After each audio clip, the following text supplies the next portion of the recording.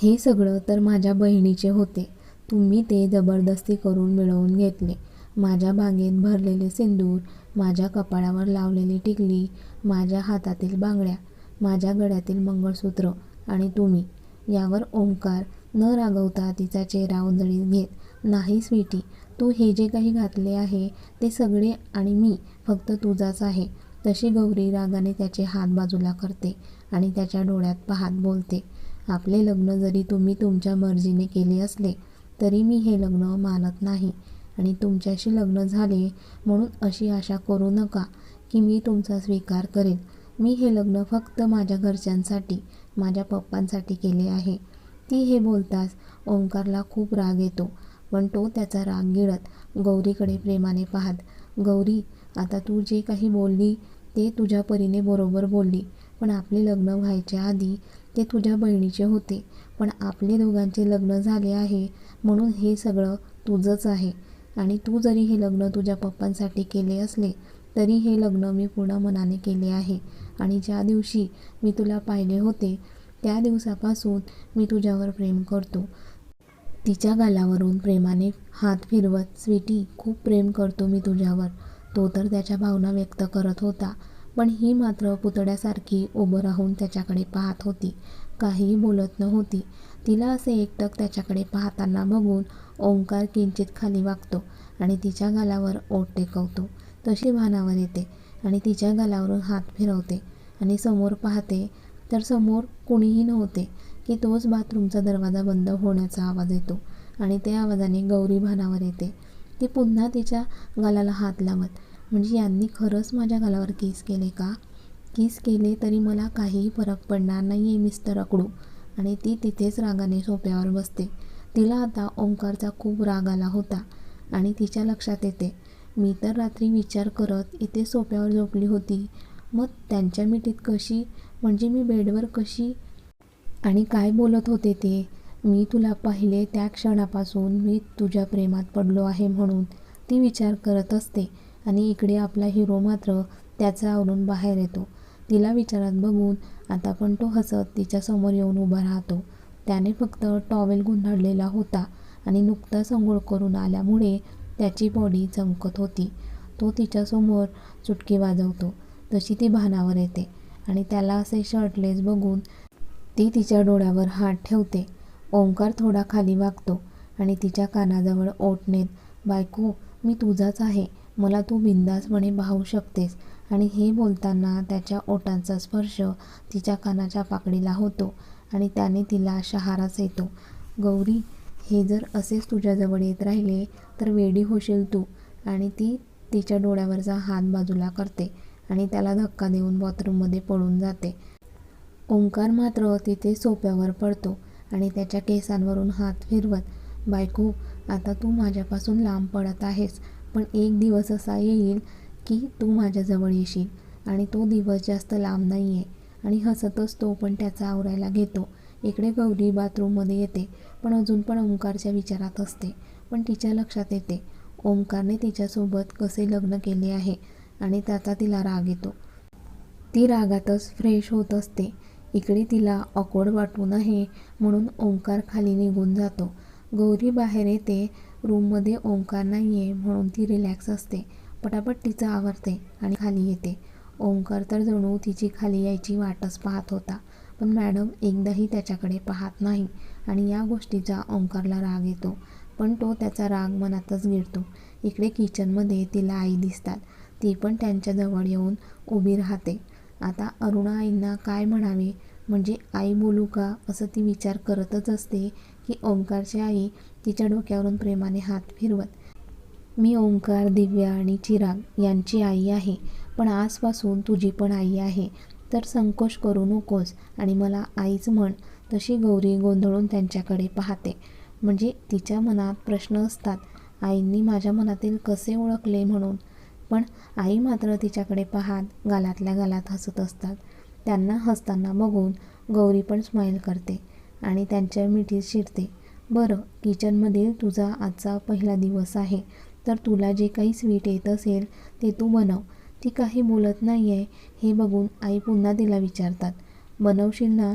ती भानावर येत, हो बनवेल ना. तोच एक मावशी आत येतात. आई त्या व्यक्तीकडे पाहत, राधाताई आज उशीर झाला यायला. हो ताई. त्या काही बोलणार की आई हसत, बरं ठीक आहे. आई गौरीला आवाज देतात तशी गौरी त्यांच्याजवळ येते. गौरी, या राधाताई आहे. घरातील सगळे काम या करतात. आणि राधाताई ही गौरी आहे, आपल्या ओंकारची बायको. तशा राधाताई गौरीची नजर काढत बोटे मोडतात. बरं गौरी, तुला जे काही सामान लागेल ते राधाताई काढून देतील. मी आलेच. एवढं बोलून आई निघून गेल्या. गौरी राधाताईंकडे पाहत, ते मी तुम्हाला मावशी म्हटले तर चालेल का? राधाताई हसत, काय पण बोला, आवडेल मला. बरं तुम्हाला काय सामान काढून देऊ? तुम्ही मला एक एक नाव सांगा, तसे मी काढून देते. गौरी मनात विचार करत, आता काय सामान काढायला सांगू मी, कारण मी तर कधीच काही बनवलेले नाही, फक्त मॅगीशिवाय. तिला विचारात बघून राधा मावशींना अंदाज आला. मॅडम तुम्ही काळजी करू नका, मी आहे ना, मी करते तुम्हाला मदत. त्यांच्या बोलण्यामुळे गौरीला खूप हायसे वाटले. ती त्यांचा हात पकडत, थँक्यू मावशी, थँक्यू सो मच. हो हो ठीक आहे. आणि मावशी तुम्ही मला गौरी म्हटले तर मला जास्त आवडेल. तशा मावशी हसत, बरं मी तुम्हाला गौरीच बोलेन. तुम्हाला काय आवडतं, शिरा की खीर? तसे मला तर दोन्ही आवडतात मावशी, पण इथे घरात कोणाला काय आवडते? तुम्ही खीर बनवा. खीर सगळ्यांना आवडते, म्हणजे मी तुम्हाला मदत करते. गौरीचा पुन्हा नाराज झालेला चेहरा बघून मावशी बोलतात आणि ते ऐकून गौरीच्या चेहऱ्यावर भली मोठी स्माईल येते. मावशी तिला सांगत असतात आणि गौरी तसे करत असते. आज आयुष्यात मॅगी व्यतिरिक्त ती खीर बनवत होती, पण जे काही बनवत होती ते पूर्ण मनाने बनवत होती. काही वेळाने एक एक करून सगळे खाली येतात. गौरी सगळ्यांना खीर वाढत असते. एक एक करून सगळे खीर खातात. गौरी मात्र सगळ्यांच्या काय रिॲक्शन आहे ते ऐकण्यासाठी उत्सुक होती. तोच आई बोलतात, बाळा खीर खूप छान झाली आहे. दिव्या आणि चिराग पण हाताने छान झाले म्हणून सांगतात. पण आपला हिरो मात्र काही बोलत नाही, कारण मॅडमनी त्याला इग्नोर जे केले होते मगाशी. आईंना पण खूप आनंद होतो, म्हणून त्या गौरीला गिफ्ट देतात. गौरीला खूप आनंद होतो, पण आताही गौरी काहीही बोलत नाही, फक्त आनंदाने हसत असते. ते बघून मात्र चिराग आणि दिव्या पुन्हा गोंधळून एकमेकांकडे पाहतात. सगळ्यांची खीर खाऊन झाल्यानंतर चिराग आणि दिव्या कॉलेजला निघून जातात. ओंकारला पण महत्त्वाचे काम असल्यामुळे तो स्टडी रूममध्ये जाऊन त्याचे काम करत असतो. या एवढ्या वेळात गौरी मात्र आईंसोबत त्यांच्या रूममध्ये असते. आई तिला समजावून सांगत असतात, घराची परंपरा आहे, लग्नानंतर नवीन जोडप्यांनी आपल्या कुलदैवतेला जाऊन त्यांचे आशीर्वाद घ्यायचे. तर आपले कुलदैवत हे गावाकडे आहे आणि आपल्याला उद्या सकाळीच दर्शन घ्यायचे आहे, आणि म्हणून आज संध्याकाळी आपल्याला निघावं लागेल. तर तुझी आणि ओंकारची बॅग पॅक करशील. आणि हो, गावाकडे तुला साडी घालावी लागेल, म्हणजे तू आपल्या घरात असताना ड्रेस घालू शकते, पण बाहेर गावात कुठे जाताना तुला साडी नेसावी लागेल. गौरी शांतपणे आईचे बोलणे ऐकत होती, कारण हे लग्न तिने जरी मान्य केले नसले तरी आईच्या बोलण्यावरून कळत होते आईने तिचा स्वीकार केला आहे म्हणून. इकडे ओंकारचे काम चालू होते, पण लक्ष मात्र CCTV फुटेजवर होते, म्हणजे आपला हिरो हिरोईनची वाट पाहत आहे. पण गौरी आहे की रूममध्ये यायचे नावच घेत नव्हती. तो वैतागत, एवढं काय काम आहे हिला खाली, इथे माझी एक मीटिंग, बाहेरचे 2 कॉल झाले.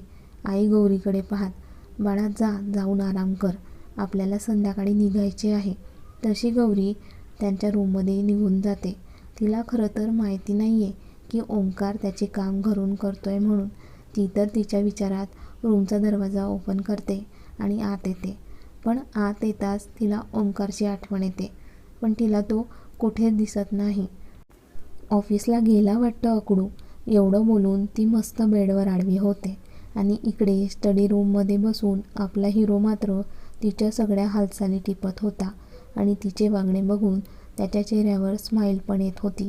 ती अजून काय करते हे पाहण्यासाठी ओंकार बाहेर न जाता तिथूनच तिला पाहत बसतो. इकडे मात्र मॅडम मस्त हातपाय पसरून बेडवर आडव्या झालेल्या होत्या. रूममध्ये कुणीही नाही आहे, तर तिला खूप शांत वाटत होते, म्हणून ती मोबाईल पाहत असते. मोबाईल पाहत असताना पण खूपच क्यूटी दिसत असते. आता ओंकारने राहावले जात नाही आणि तो बाहेर जायचा विचार करतो आणि शेवटी तो लॅपटॉप बंद करतो आणि स्टडी रूममधून बाहेर येतो. त्याची स्टडी रूम त्याच्याच रूममध्ये होती, पण गौरीला ते माहिती नव्हते. तो दरवाजा ओपन करतो आणि त्या आवाजाने गौरी बेडवर उठून बसते. आधी गोंधळून इकडे तिकडे पाहते आणि तिला समोरून ओंकार येताना दिसतो आणि तो तिच्याजवळ येत असतो. हे खरंच माझ्याजवळ येत आहे का, की मला भास होतो आहे? तोच ओंकार तिच्याजवळ येऊन बसतो. त्याला एवढ्या जवळ बघून गौरी अजूनच गोंधळते. हे खरंच आहे का माझ्यासमोर? ती तोंडातल्या तोंडात पुटपुटते आणि तिचे ते बोलणे पण त्याला ऐकू येते आणि तो गालातल्या गालात हसतो. ओंकार खरंच तिच्यासमोर आहे का हे चेक करण्यासाठी ती त्याला हात लावायचा विचार करते आणि हात लावायला वर घेते, पण तोच ओंकार तिचा हात पकडतो आणि तिच्या हातावर ओठ टेकवतो आणि त्याच्या अशा करण्याने गौरी चांगलीच भानावर येते. त्याच्या हातातून तिचा हात सोडवण्याचा प्रयत्न ती करत असते, पण ओंकार मात्र तिचा हात घट्ट पकडून तिच्याकडे पाहत असतो. तिची हात सुटण्यासाठीची धडपड बघून ओंकारच्या कपाळावर आठ्या पडत असतात. हळूहळू तिचा राग पण येत असतो, पण काही करून त्याला तिच्यावर राग काढायचा नव्हता, म्हणून तो एक दीर्घ श्वास घेऊन स्वतःला शांत करण्याचा प्रयत्न करत असतो. गौरी प्लीज माझे ऐकून तरी घे, ती तोंड फिरवत. मला तुमचे काहीही ऐकायचे नाही आहे. तो तिला जवळ ओढत त्याच्या मांडीवर बसवतो. असे कसे काहीही ऐकायचे नाही आहे तुला? तिच्या डोळ्यात डोळे घालून तो बोलतो. ती त्याच्या मांडीवरून खाली उतरत अजून पण तिचा हात सोडत असते. ती असे ऐकणार नाही म्हणून ओंकार तिला पुन्हा जवळ ओढून मांडीवर बसवतो आणि तिच्या कमरेला हाताचा विळखा घालत पकड घट्ट करतो. आता तिला हलता पण येत नव्हते. शेवटी ती प्रयत्न करायचे सोडून देते आणि रागाने इकडे तिकडे पाहत असते, कारण ती त्याच्या मांडीवर असल्यामुळे त्याचा आणि तिचा चेहरा खूपच जवळ होता, एवढा की त्याचे श्वास तिला तिच्या चेहऱ्यावर जाणवत होते. तोच ओंकार बोलतो. गौरी तू मान या नको माणूस, पण आपले लग्न झाले आहे आणि आपण नवरा बायको आहोत आणि नवरा या नात्याने मी तुला असे जवळ घेतले, तुझा लाड केला तर काय चुकीचे आहे ना? लाड करणे चुकीचे नाही, पण जबरदस्ती लग्न करणे हे चुकीचे आहे. गौरी तिचे गाल फुगवत बोलली. म्हणजे आपल्यामध्ये जे आहे ते एकतर्फी आहे. यावर ओंकार काहीही बोलत नाही, कारण त्याने लग्नासाठी जबरदस्ती केली होती, पण हे सगळं त्याने गौरीच्याच प्रेमापोटी केलं होतं. एकतर्फी का होईना, त्याचे तिच्यावर खूप जीवापाड प्रेम होते. तो गौरीशिवाय दुसऱ्या मुलीचा विचार करूच शकणार नव्हता. तो हळूच तिच्या कमरेवरची पकड सैल करतो आणि तिचा चेहरा ओंजळीत घेतो. तो तर खूप प्रेमाने तिच्याकडे पाहत असतो, पण ती रागाने अजून पण खालीच पाहत असते. गौरी मला माहिती नाही पुढे जाऊन आपले नाते कसे असेल, पण मी खूप प्रेम करतो तुझ्यावर. तो त्याच्या फिलिंग्स तिला सांगत असतो, पण गौरीला मात्र काहीही घेणे देणे नसते. आता ओंकारला वाटतं आपण खूप घाई करतोय म्हणून. तो काही न बोलता शांत बसतो. काहीतरी विचार करून तिला उचलून घेत बेडच्या खाली उतरवतो. सोडा मला. का उचलून घेतले तुम्ही? ती त्याच्या छातीवर मारत बोलत असते. बायको तुला सोडले तर तू पडशील ना खाली. तशी गौरी घाबरून नकळत त्याला मिठी मारते, पण तिच्या लक्षात येताच ती बाजूला होते. पण तिच्या तेवढ्या मिठीने पण ओंकारला खूप आनंद होतो. नकळत का होईना तिने स्वतःवरून त्याला मिठी जी मारली होती. सोडा मला, ती पुन्हा ओरडते. तसा ओंकार तिला खाली उतरवतो. ती रागाने बाहेर जाणार की ओंकार तिचा हात पकडतो. गौरी 10 मिनिटात तू रेडी होऊन मला हॉलमध्ये दिसली पाहिजे आणि 10 मिनिटाच्या वर 1 मिनिटही झाला तर मी तुला उचलून घेऊन जाईल. तिला धमकी देऊन तो त्याचा आवरायला निघून गेला. मी रेडी नाही होणार, ती ओरडून त्याला सांगत होती, पण तो कुठे होता ऐकायला. ती रागातच पाय आपटत आवरायला निघून जाते. काय वाटतं, ओंकारने तिला आवरायला सांगितले तर तो तिला घेऊन कुठे बाहेर जाईल का? बघूया पुढील भागात. आणि कथेचा हा भाग कसा वाटला कमेंट्स करून नक्की कळवा.